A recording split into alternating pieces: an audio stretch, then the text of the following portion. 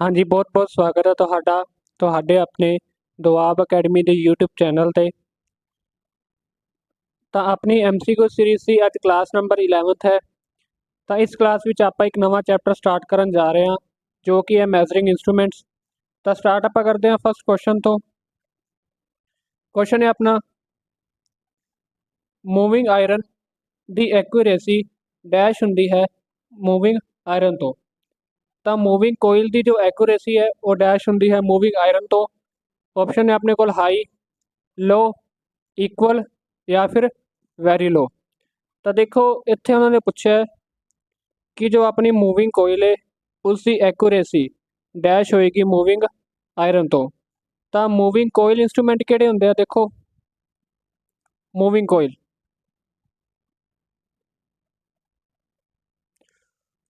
ਕੋਇਲ ਜਿਹੜੇ ਇੰਸਟਰੂਮੈਂਟ ਹੁੰਦੇ ਆ ਇਹ ਕੰਮ ਕਰਦੇ ਆ ਆਪਣੀ DC ਸਪਲਾਈ ਤੇ।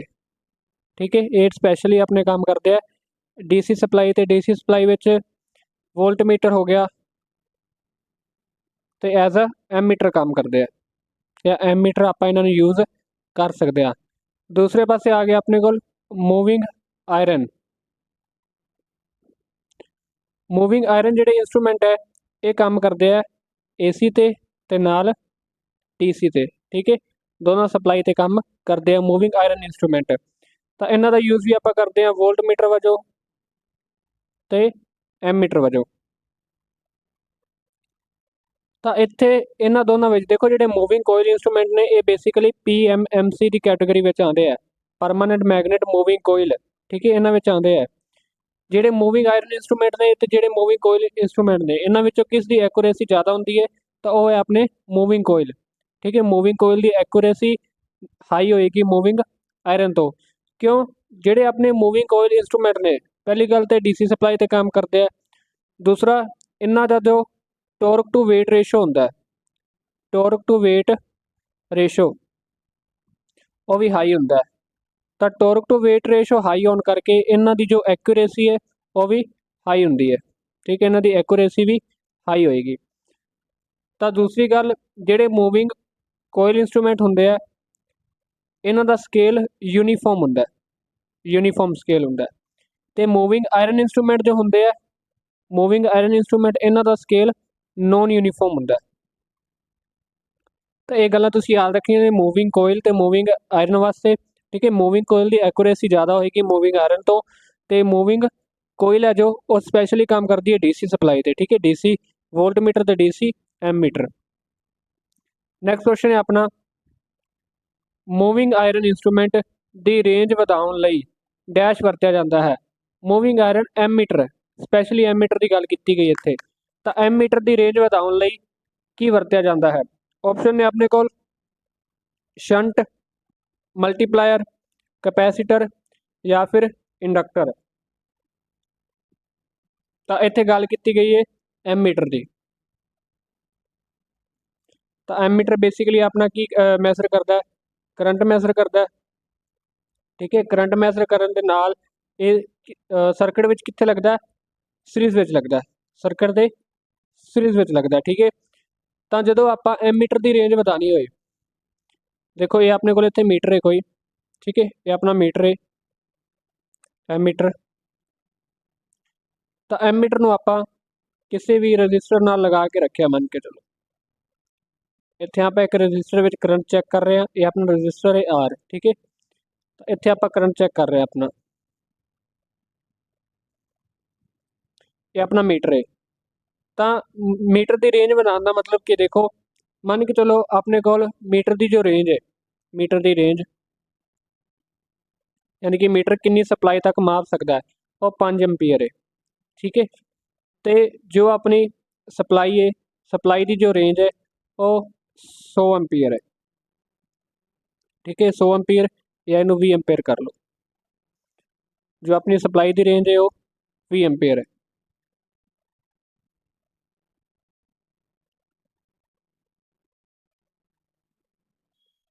एम्पेयर। ठीक है, अपने एमीटर की रेंज कितनी है 5 एम्पीयर, तो अपनी सप्लाई की रेंज कितनी है 20 एम्पीयर। तो बाकी जो बचे हुए 15 एम्पीयर है वो आपको किसी ना किसी जगह पर वखरा भेजना पेगा। ठीक है, इसलिए आप एक यूज़ करते हैं शंट। ਇੱਕ ਸ਼ੰਟ ਰਜਿਸਟਰ ਦੀ ਯੂਜ਼ ਕਰਦੇ ਆ ਜੋ ਕਿ ਐਮੀਟਰ ਦੇ ਕਿੱਥੇ ਲੱਗਦਾ, ਪੈਰਲ ਵਿੱਚ ਲੱਗਦਾ। ਠੀਕ ਹੈ, ਐਮੀਟਰ ਦੀ ਰੇਂਜ ਵਧਾਉਣ ਲਈ ਇੱਕ ਨਵੇਂ ਰਜਿਸਟਰ ਦੀ ਲੋੜ ਪੈਂਦੀ ਹੈ ਜਿਹਨੂੰ ਆਪਾਂ ਸ਼ੰਟ ਕਹਿੰਦੇ ਆ।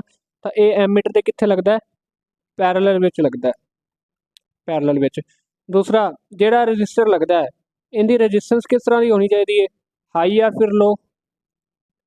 ਠੀਕ ਹੈ, ਜਿਹੜਾ ਆਪਾਂ ਨਵਾਂ ਰਜਿਸਟਰ ਲਾਇਆ ਐਮੀਟਰ ਦੇ ਪੈਰਲਲ ਵਿੱਚ, ਇਹਦੀ ਰਜਿਸਟੈਂਸ ਕਿਸ ਤਰ੍ਹਾਂ ਦੀ ਹੋਣੀ ਚਾਹੀਦੀ ਹੈ, ਔਰ ਰਜਿਸਟੈਂਸ ਇਹਦੀ ਲੋ ਹੋਣੀ ਚਾਹੀਦੀ ਹੈ। ਠੀਕ ਹੈ, ਰਜਿਸਟੈਂਸ ਇਸਦੀ ਲੋ ਹੋਣੀ ਚਾਹੀਦੀ ਹੈ। ਤਾਂ ਇਹਨੂੰ ਆਪਾਂ ਕਹਿੰਦੇ ਕੀ ਆ, ਸ਼ੰਟ ਕਹਿੰਦੇ ਆ। ਸ਼ੰਟ ਦਾ ਆਪਾਂ ਯੂਜ਼ ਕਰਦੇ ਆ, ਸ਼ੰਟ ਰਜਿਸਟਰ ਦਾ ਆਪਾਂ ਯੂਜ਼ ਕਰਦੇ ਆ ਐਮੀਟਰ ਦੀ ਰੇਂਜ ਵਧਾਉਣ ਲਈ। ਜਿਹੜਾ ਆਪਣਾ ਮਲਟੀਪਲਾਇਰ ਹੈ, ਮਲਟੀਪਲਾਇਰ ਦਾ ਆਪਾਂ ਯੂਜ਼ ਕਰਦੇ ਆ ਵੋਲਟਮੀਟਰ ਦੀ ਰੇਂਜ ਵਧਾਉਣ ਲਈ। ਠੀਕ ਹੈ, ਜਿਹੜਾ ਰਜਿਸਟਰ ਆਪਾਂ ਯੂਜ਼ ਕਰਦੇ ਆ ਵੋਲਟਮੀਟਰ ਵਿੱਚ, ਵੋਲਟਮੀਟਰ ਦੀ ਰੇਂਜ ਵਧਾਉਣ ਲਈ ਉਹਨੂੰ ਆਪਾਂ ਮਲਟੀਪਲਾਇਰ ਕਹਿੰਦੇ ਆ। ਜਿਹੜਾ ਆਪਾਂ ਰਜਿਸਟਰ ਯੂਜ਼ ਕਰਦੇ ਆ ਐਮੀਟਰ ਵਿੱਚ, ਐਮੀਟਰ ਦੀ ਰੇਂਜ ਵਧਾਉਣ ਲਈ ਉਹਨੂੰ ਆਪਾਂ ਸ਼ੰਟ ਕਹਿੰਦੇ ਆ। ਨੈਕਸਟ ਹੈ ਮੂਵਿੰਗ ਕੋਇਲ ਅਤੇ ਮੂਵਿੰਗ ਆਇਰਨ ਯੰਤਰਾਂ ਦੀ ਪਛਾਣ ਕੀਤੀ ਜਾ ਸਕਦੀ ਹੈ। ਤਾਂ ਮੂਵਿੰਗ ਕੋਇਲ ਕਿਹੜੇ ਹੋ ਗਏ, ਜਿਹੜੇ ਆਪਣੇ ਡੀਸੀ ਦੇ ਕੰਮ ਕਰਦੇ ਆ। ਮੂਵਿੰਗ ਆਇਰਨ ਕਿਹੜੇ ਹੋ ਗਏ, ਜਿਹੜੇ ਆਪਣੇ ਏਸੀ ਅਤੇ ਡੀਸੀ ਦੋਨਾਂ ਦੇ ਕੰਮ ਕਰਦੇ ਆ। ਤਾਂ ਇਹਨਾਂ ਦੀ ਪਛਾਣ ਕੀਤੀ ਜਾ ਸਕਦੀ ਹੈ। ਆਪਸ਼ਨ ਹੈ ਆਪਣੇ ਕੋਲ ਰੇਂਜ ਤੋਂ, ਸਕੇਲ ਤੋਂ, ਟਰਮੀਨਲ ਤੋਂ ਜਾਂ ਫਿਰ ਪੁਆਇੰਟਰ ਤੋਂ। ਤਾਂ ਇਹਨਾਂ ਦੋਨਾਂ ਵਿੱਚ ਜੇਕਰ ਆਪਾਂ ਪਤਾ ਕਰਨਾ ਹੋਏ ਕਿ ਮੂਵਿੰਗ ਕੋਇਲ ਇੰਸਟਰੂਮੈਂਟ ਕਿਹੜਾ ਹੈ ਜਾਂ ਫਿਰ ਮੂਵਿੰਗ ਆਇਰਨ ਇੰਸਟਰੂਮੈਂਟ ਕਿਹੜਾ ਹੈ, ਤਾਂ ਉੱਥੋਂ ਆਪਾਂ ਪਛਾਣ ਕਿੱਥੋਂ ਕਰਾਂਗੇ, ਉਹਨਾਂ ਦੇ ਸਕੇਲ ਤੋਂ। ਠੀਕ ਹੈ, ਜੋ ਆਪਣਾ ਮੂਵਿੰਗ ਕੋਇਲ ਇੰਸਟਰੂਮੈਂਟ ਹੁੰਦੇ ਆ, ਮੂਵਿੰਗ ਕੋਇਲ, ਉਹਨਾਂ ਦਾ ਸਕੇਲ ਕਿਸ ਤਰ੍ਹਾਂ ਦਾ ਹੁੰਦਾ, ਯੂਨੀਫਾਰਮ। ਠੀਕ ਹੈ, ਦੂਸਰੇ ਪਾਸੇ ਜੋ ਆਪਣੇ ਮੂਵਿੰਗ ਆਇਰਨ ਇੰਸਟਰੂਮੈਂਟ ਹੁੰਦੇ ਆ, ਮੂਵਿੰਗ ਆਇਰਨ, ਇਹਨਾਂ ਦਾ ਸਕੇਲ ਕਿਸ ਤਰ੍ਹਾਂ ਦਾ ਹੁੰਦਾ, ਨੋਨ ਯੂਨੀਫਾਰਮ। ਤਾਂ ਇਹਨਾਂ ਦੇ ਸਕੇਲ ਨੂੰ ਦੇਖ ਕੇ ਪਤਾ ਕੀਤਾ ਜਾ ਸਕਦਾ ਹੈ ਕਿ ਇਹ ਇੰਸਟਰੂਮੈਂਟ ਮੂਵਿੰਗ ਕੋਇਲ ਇੰਸਟਰੂਮੈਂਟ ਹੈ ਜਾਂ ਫਿਰ ਮੂਵਿੰਗ ਆਇਰਨ ਇੰਸਟਰੂਮੈਂਟ ਹੈ। ਨੈਕਸਟ ਹੈ PMMC ਯੰਤਰਾਂ ਦੇ ਖਰਾਬ ਹੋਣ ਦਾ ਕੀ ਕਾਰਨ ਹੈ। PMMC ਯੰਤਰ ਯਾਨੀ ਕਿ ਪਰਮਾਨੈਂਟ ਮੈਗਨੇਟ ਮੂਵਿੰਗ ਕੋਇਲ ਯੰਤਰ ਦੇ ਖਰਾਬ ਹੋਣ ਦਾ ਕੀ ਕਾਰਨ ਹੈ। ਤਾਂ ਆਪਸ਼ਨ ਹੈ ਦੇਖੋ ਆਪਣੇ ਕੋਲ,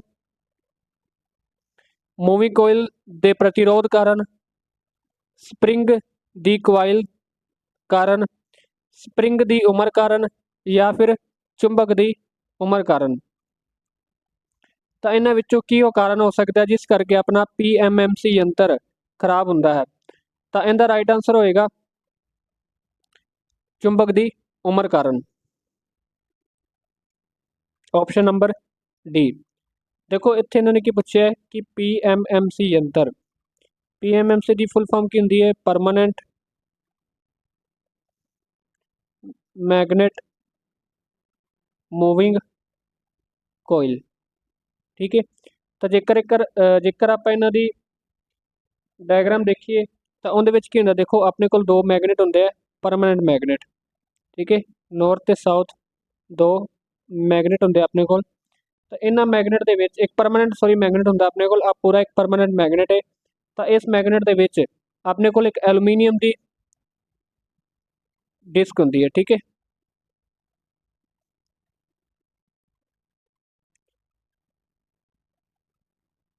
ਤਾਂ ਇਹਦੇ ਨਾਲ ਹੀ ਆਪਣਾ ਇੱਕ ਸਪਿੰਡਲ ਅਟੈਚ ਕੀਤਾ ਹੁੰਦਾ। ਠੀਕ ਹੈ, ਇੱਥੇ ਇੱਕ ਆਪਣੀ ਆਇਰਨ ਵੇਨ ਹੁੰਦੀ ਹੈ ਤੇ ਉੱਪਰ ਇੱਥੇ ਆਪਣੀ ਐਲੂਮੀਨੀਅਮ ਦੀ ਪੂਰੀ ਡਿਸਕ ਹੁੰਦੀ ਹੈ। ਤਾਂ ਇਹਦੇ ਨਾਲ ਆਪਣਾ ਇੱਥੇ ਪੁਆਇੰਟਰ ਅਟੈਚ ਕੀਤਾ ਹੁੰਦਾ, ਸਪਿੰਡਲ ਦੇ ਨਾਲ ਆਪਣਾ ਪੁਆਇੰਟਰ ਇੱਥੇ ਅਟੈਚ ਕੀਤਾ ਹੁੰਦਾ, ਤੇ ਨਾਲ ਹੀ ਆਪਣਾ ਇੱਥੇ ਸਕੇਲ ਹੁੰਦਾ। ਤਾਂ ਜਿਹੜਾ ਇੱਥੇ ਤੁਹਾਨੂੰ ਇਹ ਪਰਮਾਨੈਂਟ ਮੈਗਨੇਟ ਦਿਖ ਰਿਹਾ, ਇਹ ਵਾਲਾ ਪਰਮਾਨੈਂਟ ਮੈਗਨੇਟ, ਤਾਂ ਸਮੇਂ ਦੇ ਨਾਲ ਕੀ ਹੁੰਦਾ ਹੈ, ਇਹ ਪਰਮਾਨੈਂਟ ਮੈਗਨੇਟ ਹੌਲੀ ਹੌਲੀ ਵੀਕ ਹੋ ਜਾਂਦਾ। ਠੀਕ ਹੈ, ਹੌਲੀ ਹੌਲੀ ਇਹ ਕਮਜ਼ੋਰ ਹੋ ਜਾਂਦਾ। ਤਾਂ ਕਮਜ਼ੋਰ ਹੋਣ ਨਾਲ ਇਹਦੀ ਜੋ ਐਕੂਰੇਸੀ ਹੈ ਜਾਂ ਇਹਦੇ ਕੰਮ ਕਰਨ ਦੀ ਜੋ ਕੁਸ਼ਲਤਾ ਹੈ ਉਹ ਘਟਦੀ ਹੈ। ਇਸ ਲਈ ਜਿਵੇਂ ਜਿਵੇਂ ਚੁੰਬਕ ਦੀ ਉਮਰ ਹੁੰਦੀ ਹੈ ਜਾਂ ਚੁੰਬਕ ਜਿਵੇਂ ਜਿਵੇਂ ਟਾਈਮ ਬੀਤਦਾ ਹੈ, ਤਾਂ ਇਸ ਇੰਸਟਰੂਮੈਂਟ ਦਾ ਜੋ ਪਰਮਾਨੈਂਟ ਮੈਗਨੇਟ ਹੈ ਇਹ ਆਪਣੀ ਮੈਗਨੇਟਿਜ਼ਮ ਕੀ ਕਰ ਦਿੰਦਾ, ਲੂਜ਼ ਕਰ ਦਿੰਦਾ ਹੈ, ਜਿਸ ਕਰਕੇ PMMC ਯੰਤਰ ਆਪਣੇ ਕੀ ਹੋ ਜਾਂਦੇ ਆ, ਖਰਾਬ ਹੋਣੇ ਸ਼ੁਰੂ ਹੋ ਜਾਂਦੇ। ਤਾਂ ਉਹਨਾਂ ਵਿੱਚੋਂ ਚੁੰਬਕ ਦੀ ਉਮਰ ਇੱਕ ਕਾਰਨ ਹੈ PMMC ਯੰਤਰਾਂ ਦੇ ਖਰਾਬ ਹੋਣ ਦਾ, ਕਿਉਂਕਿ ਜਿਹੜੇ ਇੱਥੇ ਪਰਮਾਨੈਂਟ ਆਪਣੇ ਕੋਲ ਮੈਗਨੇਟ ਹੈ, ਇਹ ਪਰਮਾਨੈਂਟ ਮੈਗਨੇਟ ਟਾਈਮ ਦੇ ਨਾਲ ਇਹਨਾਂ ਦੀ ਜੋ ਐਕੂਰੇਸੀ ਹੈ ਉਹ ਘਟਣੀ ਸ਼ੁਰੂ ਹੋ ਜਾਂਦੀ ਹੈ। ਨੈਕਸਟ ਹੈ ਇਹਨਾਂ ਵਿੱਚੋਂ ਕਿਸ ਦਾ ਯੂਨੀਫਾਰਮ ਸਕੇਲ ਹੁੰਦਾ ਹੈ। ਤਾਂ ਇੱਥੇ ਆਪਣੇ ਕੋਲ ਕਿੰਨਾਂ ਵਿੱਚੋਂ ਕਿਸ ਦਾ ਯੂਨੀਫਾਰਮ ਸਕੇਲ ਹੋਏਗਾ, electrodynamo type meter, PMMC type, moving iron ਜਾਂ ਡਾਇਨਮੋਮੀਟਰ ਟਾਈਪ। ਤਾਂ ਇਹਨਾਂ ਵਿੱਚੋਂ ਕਿਸ ਦਾ ਯੂਨੀਫਾਰਮ ਸਕੇਲ ਹੋਏਗਾ, ਤਾਂ ਉਹਨੇ ਆਪਣੇ PMMC ਯੰਤਰ, ਠੀਕ ਹੈ। PMMC ਆਪਣੇ ਜੋ ਯੰਤਰ ਨੇ ਇਹਨਾਂ ਦਾ ਸਕੇਲ ਕੀ ਹੁੰਦਾ, ਯੂਨੀਫਾਰਮ ਹੁੰਦਾ। ਬਾਕੀ ਆਪਣੇ ਜੋ ਇਲੈਕਟ੍ਰੋਡਾਇਨਮੋ ਟਾਈਪ ਨੇ ਜਾਂ ਮੂਵਿੰਗ ਆਇਰਨ ਟਾਈਪ ਨੇ ਜਾਂ ਡਾਇਨਮੋਮੀਟਰ ਟਾਈਪ ਨੇ, ਇਹਨਾਂ ਦਾ ਜੋ ਸਕੇਲ ਹੁੰਦਾ ਉਹ ਨੋਨ ਯੂਨੀਫਾਰਮ ਸਕੇਲ ਹੁੰਦਾ। ਨੈਕਸਟ ਹੈ PMMC ਵੋਲਟਮੀਟਰ ਕਿਸ ਦੀ ਉਦਾਹਰਨ ਹੈ। PMMC ਵੋਲਟਮੀਟਰ ਕਿਸ ਦੀ ਉਦਾਹਰਨ ਹੈ। Digital type, indicating type, recording type या फिर इंटीग्रेटिंग टाइप। तो देखो PMMC यंत्र यानी कि permanent magnet moving coil, moving coil यंत्र किस श्रेणी में आते हैं। तो ये आते हैं अपने को इंटीगेटिंग टाइप इंस्ट्रूमेंट, ठीक है। इंटीगेटिंग में आते हैं वोल्टमीटर। तो इतो समझते हैं पहला आप अपने इंटीगेटिंग टाइप इंस्ट्रूमेंट किहड़े हुंदे आ। इंटीगेटिंग इंस्ट्रूमेंट वो हुंदे आ जो कि सप्लाई दा मुल दसदे हन ਜਾਂ फिर रीडिंग दिंदे हन ਜਾਂ फिर रीडिंग ਦਿੰਦੇ ਹਨ ਜਦੋਂ ਤੱਕ ਇਹਨਾਂ ਨੂੰ ਸਪਲਾਈ ਨਾਲ ਜੋੜਿਆ ਜਾਂਦਾ ਹੈ। ਸਪਲਾਈ ਨਾਲ ਜੋੜਿਆ ਜਾਂਦਾ ਹੈ ਯਾਨੀ ਕਿ ਆਪਣੇ ਇਹੋ ਜਿਹੇ ਯੰਤਰ ਜੋ ਕਿ ਸਿਰਫ ਉਦੋਂ ਹੀ ਰੀਡਿੰਗ ਦਿੰਦੇ ਨੇ ਜਦੋਂ ਤੁਸੀਂ ਇਹਨਾਂ ਨੂੰ ਸਪਲਾਈ ਨਾਲ ਜੋੜ ਕੇ ਰੱਖੋਗੇ। ਜਿਵੇਂ ਆਪਣਾ ਵੋਲਟਮੀਟਰ ਹੋ ਗਿਆ, ਹੁਣ ਵੋਲਟਮੀਟਰ ਕਦੋਂ ਰੀਡ ਕਰੇਗਾ ਵੋਲਟਮੀਟਰ ਵੋਲਟੇਜ, ਜਦੋਂ ਆਪਾਂ ਇਹਨੂੰ ਸਪਲਾਈ ਨਾਲ ਜੋੜ ਕੇ ਰੱਖਾਂਗੇ ਸਿਰਫ ਉਦੋਂ ਹੀ ਵੋਲਟੇਜ ਨੂੰ ਜਿੰਨੀ ਵੀ ਵੋਲਟੇਜ ਪਿੱਛੋਂ ਆ ਰਹੀ ਹੈ ਉਹਨੂੰ ਉਹਦੀ ਵੈਲਿਊ ਦੱਸੇਗਾ, ਠੀਕ ਹੈ। ਤਾਂ ਇਸ ਤਰ੍ਹਾਂ ਦੇ ਇੰਸਟਰੂਮੈਂਟ ਨੇ ਜੋ ਉਹ ਇੰਡੀਕੇਟਿੰਗ ਇੰਸਟਰੂਮੈਂਟ ਹੁੰਦੇ ਆ। ਜਿਵੇਂ ਵੋਲਟਮੀਟਰ ਹੋ ਗਿਆ ਤਾਂ ਵੋਲਟਮੀਟਰ, ਐਮਮੀਟਰ ਤੇ ਵਾਟਮੀਟਰ, ਇਹ ਇਹੋ ਜਿਹੇ ਯੰਤਰ ਹੈ ਜਾਂ ਇਹੋ ਜਿਹੇ ਇੰਸਟਰੂਮੈਂਟ ਹੈ ਕਿ ਇਹ ਉਦੋਂ ਹੀ ਰੀਡਿੰਗ ਦੇਣਗੇ ਜਦੋਂ ਆਪਾਂ ਇਹਨਾਂ ਨੂੰ ਸਪਲਾਈ ਨਾਲ ਜੋੜ ਕੇ ਰੱਖਾਂਗੇ। ਜਿਵੇਂ ਆਪਾਂ ਸਪਲਾਈ ਨੂੰ ਡਿਸਕਨੈਕਟ ਕਰਾਂਗੇ, ਸਪਲਾਈ ਨੂੰ ਡਿਸਕਨੈਕਟ ਕਰਨ ਨਾਲ ਇਹਨਾਂ ਦੀ ਰੀਡਿੰਗ ਵੀ ਆਉਣੀ ਬੰਦ ਹੋ ਜਾਏਗੀ, ਠੀਕ ਹੈ। ਤਾਂ ਇਹ ਕਿਹੜੀ ਕੈਟੇਗਰੀ ਵਿੱਚ ਆਉਂਦੇ ਆ, ਇੰਟੀਗੇਟਿੰਗ ਕੈਟੇਗਰੀ ਵਿੱਚ। ਉਸ ਤੋਂ ਬਾਅਦ ਆਪਣੇ ਕੋਲ ਆ ਗਏ ਇੰਟੀਗ੍ਰੇਟਿੰਗ। ਤਾਂ ਇੰਟੀਗ੍ਰੇਟਿੰਗ ਇੰਸਟਰੂਮੈਂਟ ਕਿਹੜੇ ਹੁੰਦੇ ਆ ਜੋ ਕਿ ਸਮੇਂ ਦੇ ਨਾਲ ਆਪਣੀ ਰੀਡਿੰਗ ਨੂੰ ਰਿਕਾਰਡ ਕਰਦੇ ਆ, ਠੀਕ ਹੈ। ਸਮੇਂ ਦੇ ਨਾਲ ਰੀਡਿੰਗ ਨੂੰ ਰਿਕਾਰਡ ਕਰਦੇ ਆ। ਜਿਵੇਂ ਕਿ ਆਪਣਾ ਵਾਟ ਆਵਰ ਮੀਟਰ ਹੋ ਗਿਆ मीटर, या फिर एनर्जी मीटर हो गया, ठीक है। वाट आवर मीटर या एनर्जी मीटर इस तरह के अपने मीटर है जो कि समय के नाल जिन्नी भी आप एनर्जी कंज्यूम करते हैं, जिन्नी भी आप एनर्जी यूज़ करते हैं उसकी पूरी रीडिंग नोट करके रखते हैं, ठीक है। उस बाद अपने को आ गए रिकॉर्डिंग इंस्ट्रूमेंट। तो रिकॉर्डिंग इंस्ट्रूमेंट किहड़े हुंदे आ जिहड़े रीडिंग नूं रिकॉर्ड भी करते हैं ते नाल भी इंडिकेट भी करते हैं, ठीक है।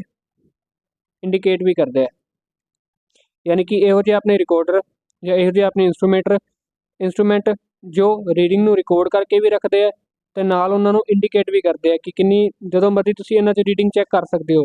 ਇਹ ਆਪਾਂ ਨੂੰ ਉਸ ਟਾਈਮ ਦੀ ਰੀਡਿੰਗ ਵੀ ਦੱਸਣਗੇ ਤੇ ਤੁਸੀਂ ਪਿਛਲੇ ਟਾਈਮ ਦੀ ਰੀਡਿੰਗ ਵੀ ਦੇਖ ਸਕਦੇ ਹੋ, ਠੀਕ ਹੈ। ਤੇ ਪਿਛਲੇ ਟਾਈਮ 'ਚ ਕਿੰਨੀ ਰੀਡਿੰਗ ਹੋਈ ਸੀ ਉਹ ਵੀ ਆਪਾਂ ਚੈੱਕ ਕਰ ਸਕਦੇ ਹਾਂ। ਜਿਵੇਂ ਆਪਣਾ XY ਪਲੋਟਰ ਹੁੰਦਾ ਹੈ, XY ਪਲੋਟਰ ਇਹ ਇੱਕ ਤਰ੍ਹਾਂ ਦਾ ਰਿਕਾਰਡਿੰਗ ਇੰਸਟਰੂਮੈਂਟ ਹੈ। ਨੈਕਸਟ ਹੈ ਆਪਣੇ ਕੋਲ ਹੌਟ ਵਾਇਰ ਯੰਤਰ ਡੈਸ਼ ਰੀਡ ਕਰਦੇ ਹਨ।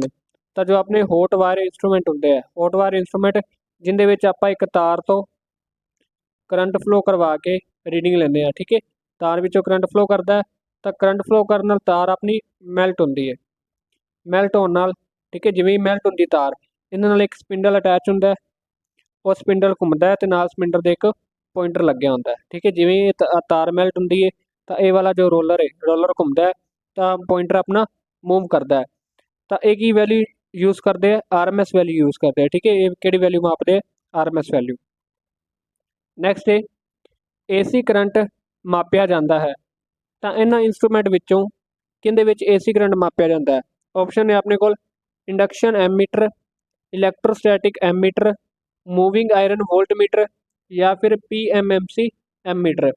तो देखो इत्थे गल कीती गई है AC करंट की। तो AC करंट किहदे द्वारा मापा जाएगा, ਉਹ ਮਾਪਿਆ ਜਾਏਗਾ ਇੰਡਕਸ਼ਨ ਐਮੀਟਰ ਦੁਆਰਾ।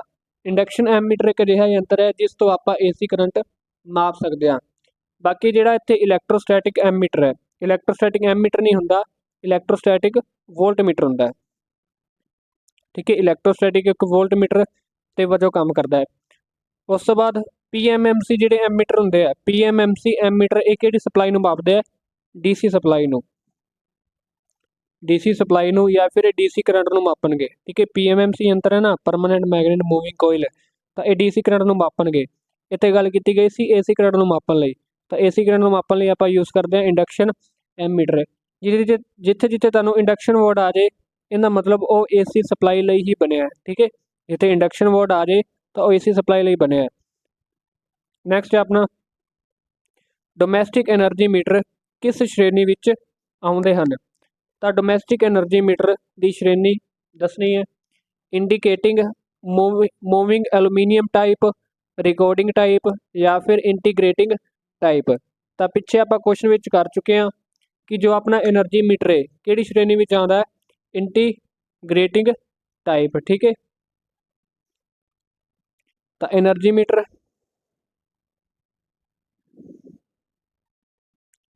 ਮੀਟਰ ਆਪਣੀ ਕਿਹੜੀ ਸ਼੍ਰੇਣੀ ਵਿੱਚ ਆਏਗਾ? ਇੰਟੀਗ੍ਰੇਟਿੰਗ। ਬਾਕੀ ਆਪਣੇ ਐਮੀਟਰ ਜਾਂ ਫਿਰ ਵੋਲਟਮੀਟਰ ਜਿਹੜੇ ਹੋ ਗਏ ਉਹ ਕਿਹੜੀ ਸ਼੍ਰੇਣੀ ਵਿੱਚ ਆਉਂਦੇ ਆ? ਇੰਡੀਕੇਟਿੰਗ। ਠੀਕ ਹੈ, ਇੰਡੀਕੇਟਿੰਗ ਇੰਸਟਰੂਮੈਂਟ ਹੁੰਦੇ ਆ ਜੋ ਸਿਰਫ ਉਦੋਂ ਹੀ ਸਪਲਾਈ ਦੀ ਵੈਲਿਊ ਦੱਸਦੇ ਆ ਜਦੋਂ ਆਪਾਂ ਇਹਨਾਂ ਨੂੰ ਸਪਲਾਈ ਨਾਲ ਕਨੈਕਟ ਕਰਕੇ ਰੱਖਾਂਗੇ। ਠੀਕ ਹੈ, ਐਨਰਜੀ ਮੀਟਰ ਜਾਂ ਫਿਰ ਇੰਟੀਗ੍ਰੇਟਿੰਗ ਇੰਸਟਰੂਮੈਂਟ ਉਹ ਹੁੰਦੇ ਆ ਜੋ ਸਮੇਂ ਦੇ ਨਾਲ ਰਿਕਾਰਡਿੰਗ ਨੂੰ ਰੀਡ ਕਰਕੇ ਰੱਖਦੇ ਆ। ਠੀਕ ਹੈ, ਨੈਕਸਟ ਹੈ ਆਪਣਾ ਹੌਟ ਵਾਇਰ ਯੰਤਰ ਡੈਸ਼ ਤੇ ਕੰਮ ਕਰਦਾ ਹੈ। ਤਾਂ ਹੌਟ ਵਾਇਰ ਯੰਤਰ ਕਿਹੜਾ ਹੁੰਦਾ? ਪਹਿਲੀ ਗੱਲ ਪਿੱਛੇ ਆਪਾਂ ਕਰ ਚੁੱਕੇ ਹਾਂ ਹੌਟ ਵਾਇਰ ਯੰਤਰ। ਠੀਕ ਹੈ, ਹੌਟ ਵਾਇਰ ਯੰਤਰ ਵਿੱਚ ਆਪਾਂ ਕੀ ਕਰਦੇ ਹਾਂ? ਇੱਕ ਆਪਣੇ ਕੋਲ ਮੈਟਲ ਦੀ ਤਾਰ ਹੁੰਦੀ ਹੈ। ਠੀਕ ਹੈ, ਇੱਥੇ ਆਪਣੇ ਕੋਲ ਇੱਕ ਮੈਟਲ ਦੀ ਤਾਰ ਹੁੰਦੀ ਹੈ, ਤਾਂ ਇਹਦੇ ਨਾਲ ਆਪਣਾ ਇੱਕ ਰੋਲਰ ਲੱਗਿਆ ਹੁੰਦਾ। ਠੀਕ ਹੈ, ਇੱਥੇ ਆਪਣਾ ਇੱਕ ਰੋਲਰ ਹੁੰਦਾ, ਤੇ ਨਾਲ ਹੀ ਇੱਥੇ ਇੱਕ ਨੀਚੇ ਸਪਰਿੰਗ ਕੰਟਰੋਲ ਵਾਸਤੇ ਸਿਸਟਮ ਹੁੰਦਾ, ਪੂਰਾ ਸਪਰਿੰਗ ਕੰਟਰੋਲ।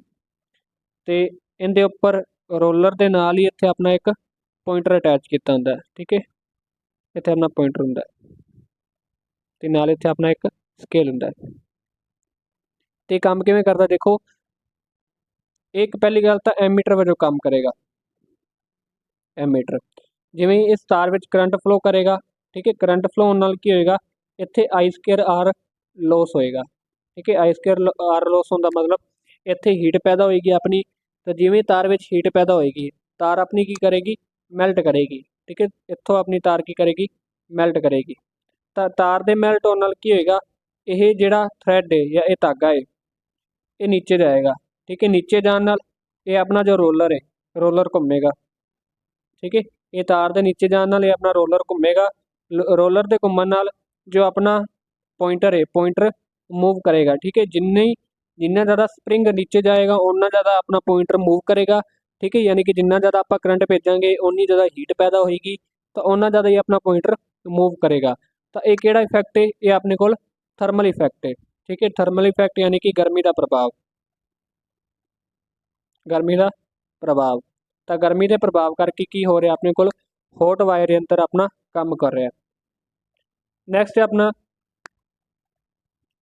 ਇਹਨਾਂ ਵਿੱਚੋਂ ਕਿਸ ਉੱਪਰ ਹਿਸਟੈਰਿਸਿਸ ਨੁਕਸਾਨ ਨਹੀਂ ਹੁੰਦੇ? ਤਾਂ ਨੀਚੇ ਦਿੱਤੇ ਗਏ ਯੰਤਰਾਂ ਵਿੱਚੋਂ ਕਿਸ ਵਿੱਚ ਹਿਸਟੈਰਿਸਿਸ ਲੋਸ ਨਹੀਂ ਹੁੰਦੇ? ਆਪਸ਼ਨ ਹੈ ਆਪਣੇ ਕੋਲ MC ਯਾਨੀ ਕਿ ਆਪਣਾ ਮੂਵਿੰਗ ਕੋਇਲ ਇੰਸਟਰੂਮੈਂਟ, MI यानी कि अपना मूविंग आयरन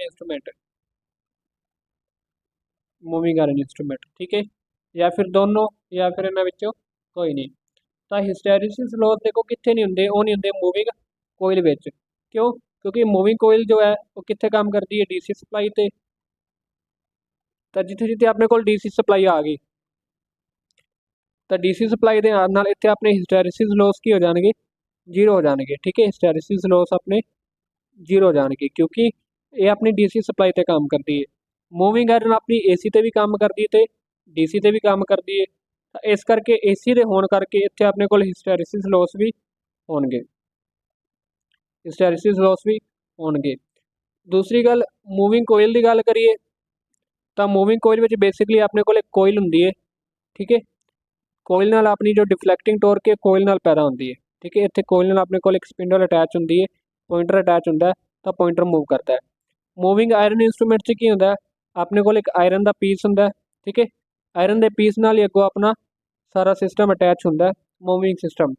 ਤਾਂ ਆਇਰਨ ਦੇ ਹੋਣ ਕਰਕੇ ਇੱਥੇ ਹਿਸਟੈਰਿਸਿਸ ਲੋਸ ਵੀ ਹੁੰਦੇ ਆ, ਹਿਸਟੈਰਿਸਿਸ ਲੋਸ ਵੀ ਹੁੰਦੇ ਆ।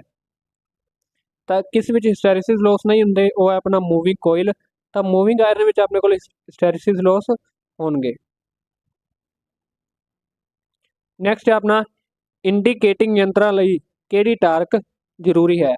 ਤਾਂ ਇੰਡੀਕੇਟਿੰਗ ਯੰਤਰ ਕਿਹੜੇ ਹੁੰਦੇ ਆ, ਜੋ ਇੰਡੀਕੇਟਿੰਗ ਯੰਤਰ ਕਿਹੜੇ ਹੁੰਦੇ ਆ ਜੋ ਸਪਲਾਈ ਦੇ ਕਨੈਕਟ ਹੋਣ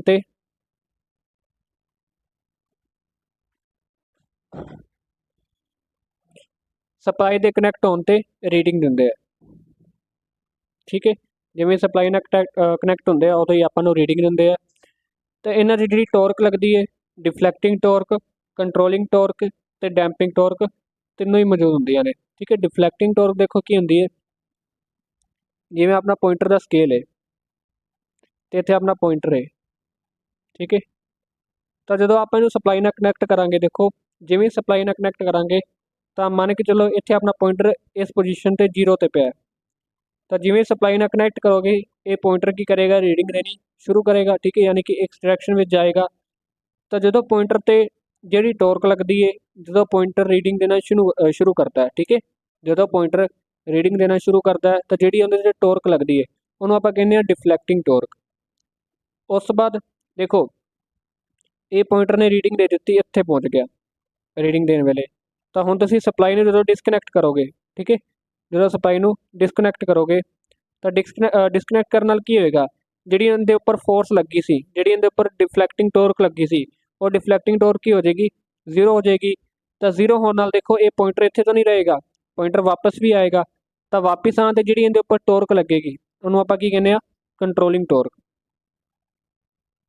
ਕੰਟਰੋਲਿੰਗ ਟੋਰਕ, ਠੀਕ ਹੈ। ਡਿਫਲੈਕਟਿੰਗ ਟੋਰਕ ਬੇਸਿਕਲੀ ਪੁਆਇੰਟਰ ਨੂੰ ਮੂਵ ਕਰਵਾਉਂਦੀ ਹੈ ਜਦੋਂ ਪੁਆਇੰਟਰ ਰੀਡਿੰਗ ਦੇ ਰਿਹਾ ਹੁੰਦਾ ਹੈ, ਤੇ ਕੰਟਰੋਲਿੰਗ ਟੋਰਕ ਪੁਆਇੰਟਰ ਨੂੰ ਵਾਪਸ ਲੈ ਕੇ ਜਾਂਦੀ ਹੈ ਜਦੋਂ ਆਪਾਂ ਸਪਲਾਈ ਤੋਂ ਡਿਸਕਨੈਕਟ ਕਰਦੇ ਹਾਂ, ਠੀਕ ਹੈ। ਜਦੋਂ ਆਪਣਾ ਪੁਆਇੰਟਰ ਰੀਡਿੰਗ ਦੇ ਚੁੱਕਿਆ ਹੈ ਉਸ ਤੋਂ ਬਾਅਦ ਆਪਾਂ ਪੁਆਇੰਟਰ ਨੂੰ ਵਾਪਸ ਲੈ ਕੇ ਜਾਣਾ ਹੈ, ਤਾਂ ਉਸ ਵਾਸਤੇ ਆਪਾਂ ਨੂੰ ਕੰਟਰੋਲਿੰਗ ਟੋਰਕ ਲੱਗੇਗੀ। ਫਿਰ ਆਪਣੇ ਕੋਲ ਆ ਗਈ ਡੈਂਪਿੰਗ ਟੋਰਕ। ਡੈਂਪਿੰਗ ਟੋਰਕ ਕਦੋਂ ਕੰਮ ਕਰਦੀ, ਦੇਖੋ ਜਦੋਂ ਇਹ ਪੁਆਇੰਟਰ ਇੱਥੇ ਰੀਡਿੰਗ ਦੇ ਰਿਹਾ ਸੀ, ਠੀਕ ਹੈ, ਇਹ ਪੁਆਇੰਟਰ ਇੱਥੇ ਰੀਡਿੰਗ ਦੇ ਰਿਹਾ ਸੀ, ਤਾਂ ਰੀਡਿੰਗ ਦੇਣ ਵੇਲੇ ਹਾਲੇ ਆਪਾਂ ਸਪਲਾਈ ਡਿਸਕਨੈਕਟ ਨਹੀਂ ਕਰੀ, ਹਾਲੇ ਆਪਣੇ ਕੋਲ ਸਪਲਾਈ ਇੱਥੇ ਚੱਲਦੀ ਪਈ ਹੈ, ਠੀਕ ਹੈ। ਇਹ ਆਪਣਾ ਪੁਆਇੰਟਰ ਇੱਥੇ ਰੀਡਿੰਗ ਦੇ ਰਿਹਾ ਤੇ ਹਾਲੇ ਆਪਣੇ ਕੋਲ ਸਪਲਾਈ ਇੱਥੇ ਔਨ ਹੈ। ਤਾਂ ਸਪਲਾਈ ਔਨ ਕਰਕੇ ਦੇਖੋ ਡਿਫਲੈਕਟਿੰਗ ਟੋਰਕ ਤਾਂ ਲੱਗ ਰਹੀ ਹੋਏਗੀ, ਨਾਲ ਕੰਟਰੋਲਿੰਗ ਟੋਰਕ ਵੀ ਲੱਗ ਰਹੀ ਹੋਏਗੀ। ਤਾਂ ਇਸ ਕਰਕੇ ਕੀ ਹੁੰਦਾ, ਆਪਣੇ ਕੋਲ ਪੁਆਇੰਟਰ ਇੱਥੇ ਵਾਈਬ੍ਰੇਟ ਕਰਦਾ ਹੈ, ਠੀਕ ਹੈ, ਪੁਆਇੰਟਰ ਇੱਥੇ ਕੀ ਕਰਦਾ ਹੈ, ਵਾਈਬ੍ਰੇਟ ਕਰਦਾ ਹੈ। ਤਾਂ ਇਹ ਵਾਈਬ੍ਰੇਸ਼ਨ ਨੂੰ ਰੋਕਣ ਵਾਸਤੇ ਇੱਥੇ ਇੱਕ ਵੱਖਰੀ ਟੋਰਕ ਲੱਗਦੀ ਹੈ, ਉਸ ਨੂੰ ਆਪਾਂ ਕੀ ਕਹਿੰਦੇ ਆ, ਡੈਂਪਿੰਗ ਟੋਰਕ ਕਹਿੰਦੇ ਆ। ਤਾਂ ਇੱਕ ਇੰਡੀਕੇਟਿੰਗ ਯੰਤਰ ਲਈ ਤਿੰਨੋਂ ਟੋਰਕ ਹੀ ਜ਼ਰੂਰੀ ਹੁੰਦੀਆਂ ਨੇ, ਡਿਫਲੈਕਟਿੰਗ ਟੋਰਕ, ਕੰਟਰੋਲਿੰਗ ਟੋਰਕ ਤੇ ਡੈਂਪਿੰਗ ਟੋਰਕ, ਇਹ ਤਿੰਨੋਂ ਹੀ ਮੌਜੂਦ ਹੋਣੀਆਂ ਚਾਹੀਦੀਆਂ ਨੇ ਇੱਕ ਇੰਡੀਕੇਟਿੰਗ ਟਾਈਪ ਯੰਤਰਾਂ ਵਿੱਚ। ਜੇ ਡਿਫਲੈਕਟਿੰਗ ਟੋਰਕ ਨਾ ਹੋਏਗੀ ਤਾਂ ਪੁਆਇੰਟਰ ਆਪਣਾ ਰੀਡਿੰਗ ਨਹੀਂ ਦੇ ਪਾਏਗਾ, ਜੇ ਕੰਟਰੋਲਿੰਗ ਟੋਰਕ ਨਾ ਹੋਏਗੀ ਤਾਂ ਪੁਆਇੰਟਰ ਆਪਣਾ ਵਾਪਸ ਨਹੀਂ ਆ ਪਾਏਗਾ, ਤੇ ਜੇ ਡੈਂਪਿੰਗ ਟੋਰਕ ਨਾ ਹੋਏਗੀ ਤਾਂ ਪੁਆਇੰਟਰ ਆਪਣਾ ਰੀਡਿੰਗ ਤਾਂ ਦੇਗਾ ਪਰ ਉਹ ਰੀਡਿੰਗ ਦੇਣ ਵੇਲੇ ਵਾਈਬ੍ਰੇਟ ਕਰੇਗਾ, ਤਾਂ ਉੱਥੇ ਆਪਾਂ ਨੂੰ ਇੱਕ ਐਕੂਰੇਟ ਰੀਡਿੰਗ ਨਹੀਂ ਮਿਲੇਗੀ। ਨੈਕਸਟ ਹੈ ਆਪਣਾ ਡਾਇਨਮੋਮੀਟਰ ਯੰਤਰ ਵਰਤੇ ਜਾਂਦੇ ਹਨ। ਤਾਂ ਡਾਇਨਮੋਮੀਟਰ ਯੰਤਰ ਕਿੱਥੇ ਵਰਤੇ ਜਾਂਦੇ ਹਨ, ਆਪਸ਼ਨ ਹੈ ਆਪਣੇ ਕੋਲ AC, DC ਦੋਨੋਂ ਵਾਸਤੇ ਜਾਂ ਇਹਨਾਂ ਵਿੱਚੋਂ ਕੋਈ ਨਹੀਂ। ਤਾਂ ਡਾਇਨਮੋਮੀਟਰ ਯੰਤਰ ਜੋ ਹੈ ਉਹ AC ਅਤੇ DC ਦੋਨੋਂ ਸਪਲਾਈ ਲਈ ਵਰਤੇ ਜਾਂਦੇ ਆ, ਠੀਕ ਹੈ। ਡਾਇਨਮੋਮੀਟਰ ਯੰਤਰ ਬੇਸਿਕਲੀ ਆਪਣੇ ਕੋਲ ਦੋ ਕੋਇਲਾਂ ਹੁੰਦੀਆਂ ਨੇ ਇੱਥੇ ਆਪਣੇ ਕੋਲ,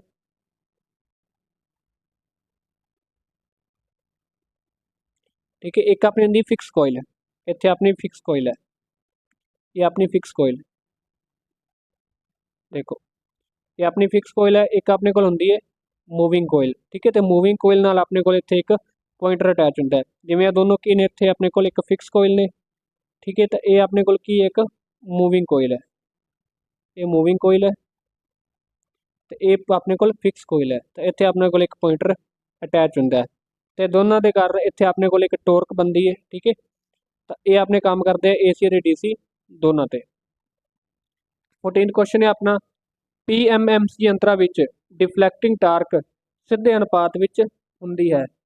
ਤਾਂ ਜਿਹੜੇ ਆਪਣੇ PMMC ਯੰਤਰ ਨੇ ਉਹਨਾਂ 'ਚ ਜੋ ਡਿਫਲੈਕਟਿੰਗ ਟੋਰਕ ਹੈ, ਡਿਫਲੈਕਟਿੰਗ ਟੋਰਕ ਕਿਹੜੀ ਹੁੰਦੀ ਹੈ, ਜਿਹੜੀ ਪੁਆਇੰਟਰ ਨੂੰ ਮੂਵ ਕਰਵਾਉਂਦੀ ਹੈ ਜਦੋਂ ਆਪਾਂ ਇਹਨੂੰ ਸਪਲਾਈ ਨਾਲ ਜੋੜਦੇ ਹਾਂ ਜਾਂ ਪੁਆਇੰਟਰ ਨੂੰ ਰੀਡਿੰਗ ਦਿਵਾਉਣ ਲਈ। ਠੀਕ ਹੈ, ਜਦੋਂ ਆਪਣਾ ਪੁਆਇੰਟਰ ਰੀਡਿੰਗ ਦਿੰਦਾ ਤਾਂ ਜਦੋਂ ਉਹਦੇ 'ਤੇ ਜਿਹੜੀ ਫੋਰਸ ਲੱਗ ਰਹੀ ਹੁੰਦੀ ਹੈ ਉਹਨੂੰ ਆਪਾਂ ਡਿਫਲੈਕਟਿੰਗ ਟੋਰਕ ਕਹਿੰਦੇ ਹਾਂ। ਤਾਂ ਡਿਫਲੈਕਟਿੰਗ ਟੋਰਕ ਕਿਸ ਉੱਪਰ ਨਿਰਭਰ ਕਰਦੀ ਹੈ? ਆਪਸ਼ਨ ਹੈ ਆਪਣੇ ਕੋਲ ਕਰੰਟ ਦੇ, ਹਵਾ ਗੈਪ ਦੀ ਫਲਕਸ ਤੀਬਰਤਾ ਤੇ, ਕੋਇਲ ਵਿੱਚ ਟਰਨ ਤੇ, ਜਾਂ ਇਹ ਸਾਰੇ। ਤਾਂ ਜੋ ਆਪਣੀ ਦੇਖੋ ਜੋ ਆਪਣੀ ਡਿਫਲੈਕਟਿੰਗ ਟੋਰਕ ਹੁੰਦੀ ਹੈ PMMC ਯੰਤਰ ਵਿੱਚ, ਉਹ ਕਿਸ 'ਤੇ ਨਿਰਭਰ ਕਰਦੀ ਹੈ? ਇਹਨਾਂ ਸਾਰਿਆਂ 'ਤੇ ਨਿਰਭਰ ਕਰਦੀ ਹੈ। ਠੀਕ ਹੈ, ਤਾਂ ਇੱਕ ਤੁਸੀਂ ਫਾਰਮੂਲਾ ਯਾਦ ਰੱਖਣਾ ਇਹਦਾ ਕਿ TD ਬਰਾਬਰ BINA। B ਇੱਥੇ ਆਪਣੇ ਕੋਲ ਕੀ ਹੁੰਦਾ? Flux density, flux density. I ਇੱਥੇ ਆਪਣੇ ਕੋਲ ਕਰੰਟ ਹੈ। ਠੀਕ ਹੈ, ਤੇ N ਇੱਥੇ ਆਪਣੇ ਕੋਲ ਨੰਬਰ ਆਫ ਟਰਨਸ ਨੇ, ਟਰਨਾਂ ਦੀ ਸੰਖਿਆ, ਤੇ ਇਹ ਇੱਥੇ ਆਪਣੇ ਕੋਲ ਇੱਕ ਏਰੀਆ ਹੈ, ਏਰੀਆ। ਤਾਂ ਜੋ ਆਪਣੀ ਡਿਫਲੈਕਟਿੰਗ ਟੋਰਕ ਹੈ ਇਹਨਾਂ ਸਾਰੀਆਂ ਗੱਲਾਂ ਉੱਪਰ ਨਿਰਭਰ ਕਰਦੀ ਹੈ। ਲਾਸਟ ਕੁਐਸਚਨ ਹੈ ਆਪਣਾ, ਕਿਸ ਤਰ੍ਹਾਂ